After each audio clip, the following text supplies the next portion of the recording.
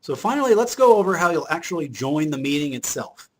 At the beginning of the semester, you will receive an email from us and your professor, or you can go to the very first page of Blackboard for your class, and you will receive a meeting room link that looks like this. You'll go meet.ttu.edu/ and then a jonathan.young or a john.sauer, and then a bunch of numbers here on the end. And this is basically the meeting room we've specifically reserved for this class this semester up on the server in Lubbock. So copy that, and then make sure you are signed into the main link program. If you don't, it's going to open you up in the web app, and then paste it into a web browser field. Now, in this case, you see how there is a bracket and an exclamation mark and an OC? That is because I copied it wrong. It captured the extra spaces on the end here and the fact that it's a hyperlink. So you always want your meeting room link to match up what is displayed. So in this case, we're going to get rid of everything to the right of V, although that generally shouldn't be an issue when you're copying it off of Blackboard. So we will hit enter. The web browser will disappear, and you can use any kind of web browser now. You can use Firefox or Chrome. Safari generally works best for Macintosh though. A new window has come up, and this will be your meeting room for the class. I'll expand it here, and you can maximize it to make it bigger. The big thing here is going to be these 5 little buttons at the bottom here. These are control the 5 major portions of the meeting. When they are gray and white like this, it means they're off. And if you click on them and turn them blue, it means you'll see everything. You'll be able to see them. So just a minute ago, the chat field was turned off, and I just turned it on. Here, this is the microphone, and it's already on, but it has a red line through it, so it means it's currently muted.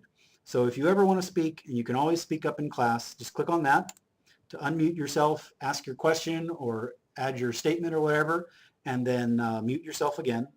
Otherwise, we get crosstalk. Next, there is your webcam. It's a requirement that all students have to turn on their camera during class.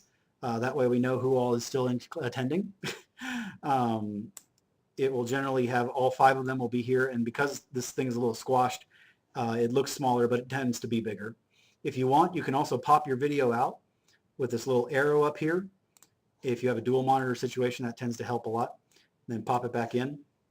The next one is a little complicated, and you generally won't have to use it much, but this is the button that lets you control content when you're like a PowerPoint that you want to share with the class. So to do this, you would click on it, and then you'd have to pick what exactly you wanted to share.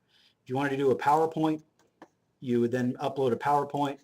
If you wanted to just show your whole desktop, you could do that. If you wanted to share a particular program, like a Word document, you click that, and see here you have your Word documents or anything else that is open on the taskbar. Typically, students are labeled as attendees and not presenters, so you won't be able to do that much. If you ever do need to give a presentation, though, we can make you a presenter, and you'll be able to do it. Give me a second here. I'll show you what PowerPoint will look like, although, again, it'll be much bigger because the meeting room will be maximized out. Finally, we have the participants list here. If you click on this, you'll be able to see everyone in the meeting and see if they have a microphone on or a camera on. It's not terribly important, but it can sometimes help if you want to see find someone for group projects or something along those lines. When you're done, you can hit the hang up button up here in the corner or close the whole thing down. There's also options down here. There isn't a whole lot you generally need to know about, though. If you wish, you can record the class session yourself, although we record every session and then we'll post them online if you request it. And that is pretty much it for the meeting. If you have any questions, you can contact Jonathan or myself, John Sauer. And again, if you need the meeting room links, they will always be the first page of your Blackboard. Thank you very much.